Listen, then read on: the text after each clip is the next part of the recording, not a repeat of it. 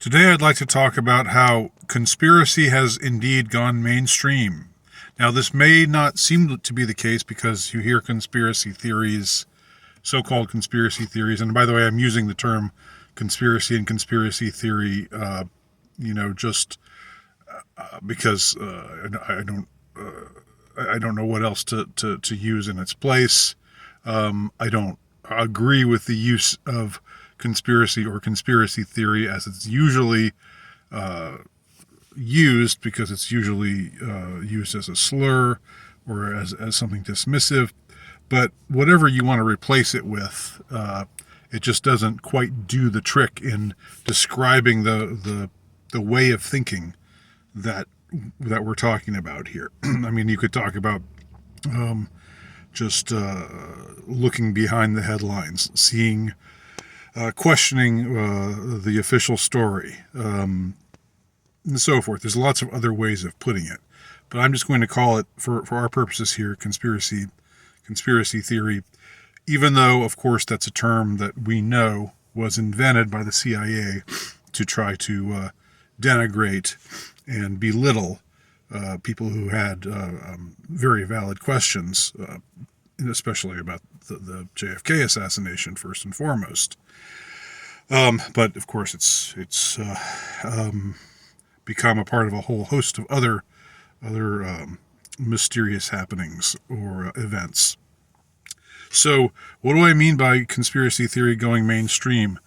I just watched a video by Michael Knowles. Michael Knowles is somebody who is affiliated with Ben Shapiro's Daily Wire, and so, pretty wmainstream. We're not talking about anybody who's fringe or off the beaten path, or who's looked down on as being a dangerous purveyor of misinformation.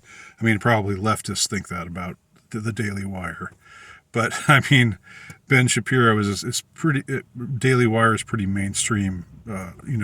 It's center right. It's about as far right as you can go, and still be semi-respectable. And on his broadcast, Michael Knowles was talking about a couple of things that he said were he thought were very strange, and he opened it up by saying, "I'm not a conspiracy theorist, but I am a coincidence noticer." And I think that he's maybe using the phraseology in a way that's meant to be sort of so that he can say something without taking responsibility for saying it. Just saying there's this happened and this happened, but I'm not saying that means anything. I'm just asking questions. I'm just pointing these things out. But the fact that he's pointing them out is evidence that he seems to think that there is indeed something suspicious afoot. What he talks about with regard to the East Palestine train wreck is not just what I've already talked about here, and what many people have talked about, the fact that the movie White Noise was filmed just recently in the area, that it used people from East Palestine as extras, and that a huge plot point of that movie is the explosion of a train, which releases toxic chemicals into the atmosphere and causes the people in the area to have to evacuate. Again, the movie is set in Ohio. It's not set in East Palestine per se, but it was filmed right in that very area. So the parallels are, pretty striking. Now the book itself was written several years ago, and as I reported last time, I actually remember reading the novel by Don DeLillo back in my college days. Anyway, so I was, when I first heard this a train exploded, or a train derailed, and toxic chemicals were released into the atmosphere, and it's this huge catastrophe, I thought, that's the plot of White Noise. because I remembered the book, and then I'd seen the movie on Netflix, and a lot of other people had made that connection. So Michael Knowles makes that connection, what some call predictive programming. I think I'll do a separate video about predictive programming because not that it hasn't been talked about a lot, but I want to talk about it as, connecting the dots between this event and other events that have had in the weeks and months leading up to it. Something occurs that you notice it and you say, wait a minute, that's a little too coincidental. So the other aspect of this particular case with the train derailment in East Palestine is Michael Knowles points out what I had read a couple of other places, and if somebody can say I can't vouch for it myself. I haven't looked at it myself and seen that this is actually definitely true, but I've heard it represented this way by various people. So, if it's not true, I welcome anybody to come and say, no, that's actually not true. That's a misrepresentation. But here's what apparently is the case. What apparently is the case is that the CDC, yes, the CDC, I just have to sort of clear my throat after I say that series of letters. They supposedly had a big list of regarding one of the chemicals that was released by in this horrific train derailment. Supposedly in their information on their website, they had all kinds of information about this particular chemical, the effect that it can have on people, the effect that it can have on children, and just so a very, very long encyclopedic list of the negative consequences, the health consequences of this highly carcinogenic chemical and highly flammable chemical if it's released improperly, into a place where it's not supposed to be, such as happens with a train derailment.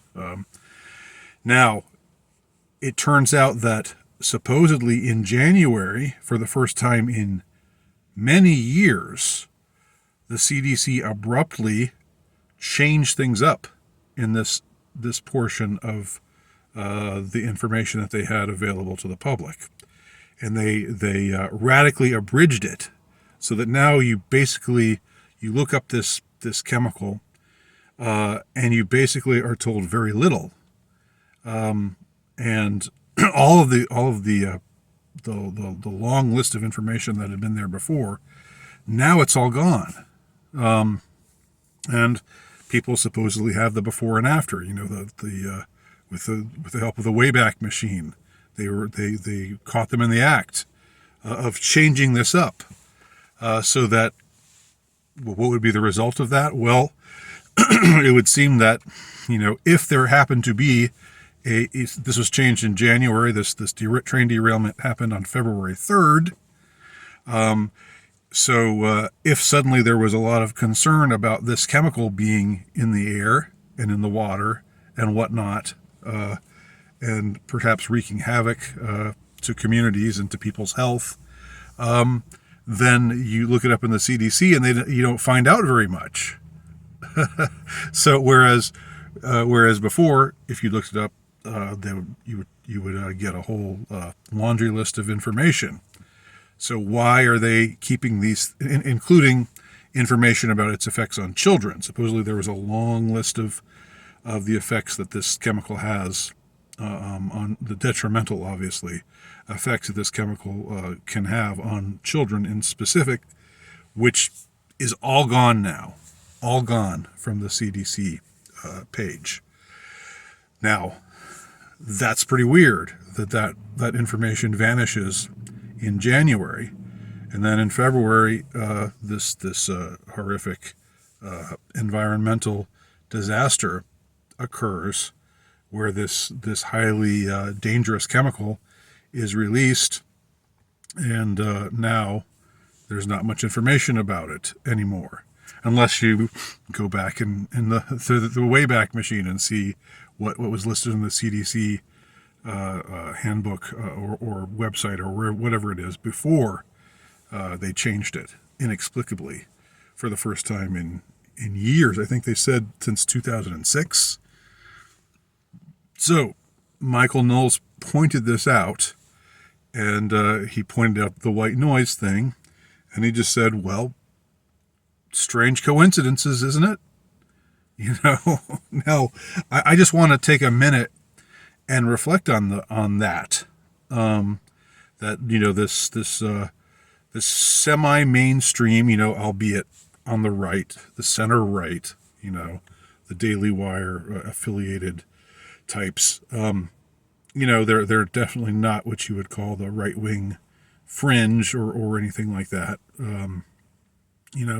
They're more. There's more substance there to them than there is to National Review, which right now is in an absolutely sorry shape.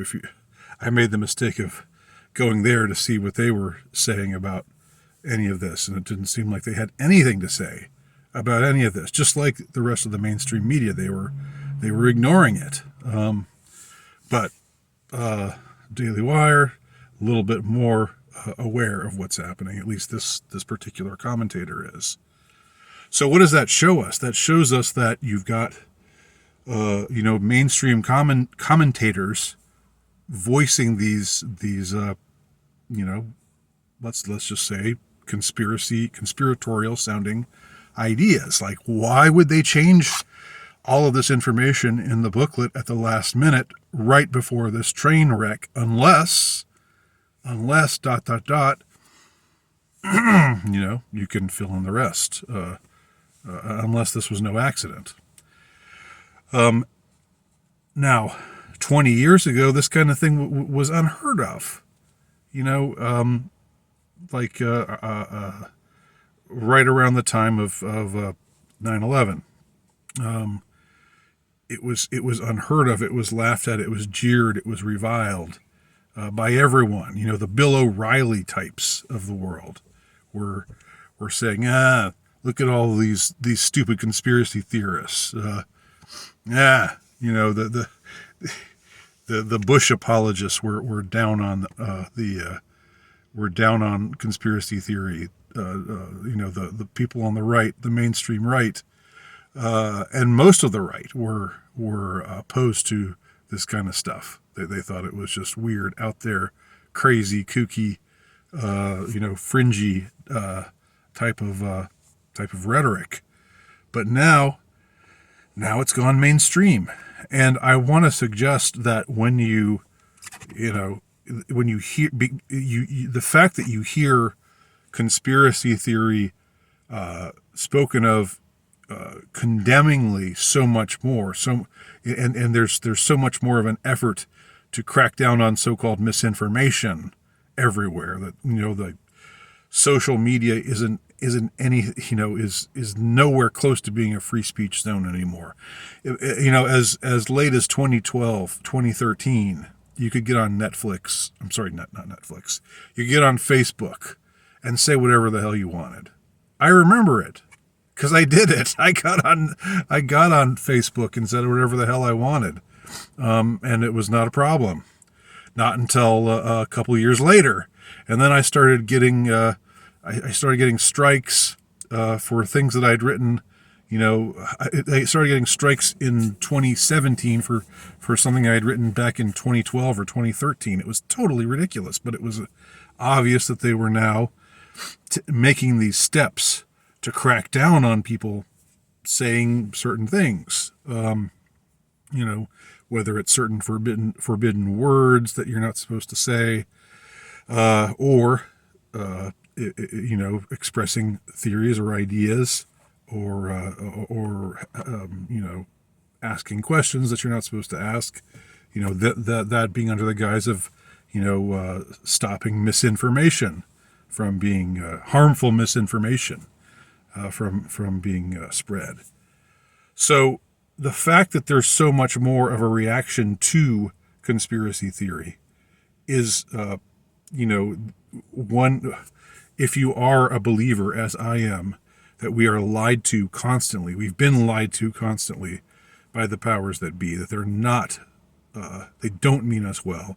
They don't tell us the truth most of the time, at least not the whole truth, and that they do plenty of evil, heinous, disgusting, appalling things that they want to hide from view. If you believe that, as I do, as I have come to believe, then it could be easy to get discouraged when you just think, oh, why isn't anybody, why is the only reaction to that, oh, that's misinformation, oh, that's fake news, blah blah blah. Well, the reason why they're mounting these massive misinformation, fake news, what have you, campaign, why they're labeling it all these things, basically to justify censorship, is because it's broken through to such a degree, to such an extent. Again, I want to repeat how, and I know there are exceptions to this rule, but for the vast majority of people, when 9/11 happened, there was no questioning of the mainstream account of events. There was none of it. Not until, it sort of started brewing a little bit, in the couple of years after, 3 or 4 years after, 5 years after, and then, 7, 8, 9, 10 years after, then we really started to see it. But there was no instant like, oh, I bet that's nothing. I bet what they showed us on TV and told us happened is nothing like what really happened.